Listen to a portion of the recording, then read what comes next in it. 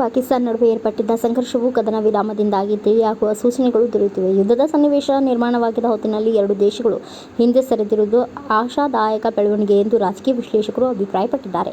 ಆದರೆ ದೇಶಗಳ ನಡುವೆ ಉದ್ವಿಗ್ನತೆಯನ್ನು ಹೆಚ್ಚಿಸಲು ಕೆಲವು ದುಷ್ಕರ್ಮಿಗಳು ಯತ್ನಿಸುತ್ತಿರುವುದು ಕುರಿತು ಗಂಭೀರ ಯೋಚಿಸಬೇಕಾಗಿದೆ. ಉಭಯ ದೇಶಗಳ ನಡುವಿನ ತಿಕ್ಕಾಟವನ್ನು ದ್ವಿಗುಣಗೊಳಿಸಲು ಪಾಕಿಸ್ತಾನಿ ಫೇಕ್ ಅಕೌಂಟ್ಗಳು ಹೇಗೆ ಕೆಲಸ ನಿರ್ವಹಿಸುತ್ತಿದ್ದವು ಮತ್ತು ಅವುಗಳನ್ನು ಫ್ಯಾಕ್ಟ್ ಚೆಕರ್ ಮೊಹಮ್ಮದ್ ಜುಬೇರ್ ಹೇಗೆ ಬಯಲಿಗೆಳೆದರು ಎಂಬ ಸ್ವಾರಸ್ಯಕರ ಸಂಗತಿಯನ್ನು ಗಮನಿಸಬೇಕು. ಯುದ್ಧದ ಸಂದರ್ಭದಲ್ಲಿ ಹಬ್ಬುವ ಫೇಕ್ ನ್ಯೂಸ್ಗಳು ಮತ್ತು ಫೇಕ್ ಪ್ರೊಪಗಾಂಡಗಳ ಮಾದರಿಯನ್ನು ಅರಿತರೆ ನಾವು ಮುಂದಿನ ದಿನಗಳಲ್ಲಿ ಎಚ್ಚರಿಕೆಯನ್ನು ವಹಿಸಲು ಸಾಧ್ಯವಾಗುತ್ತದೆ.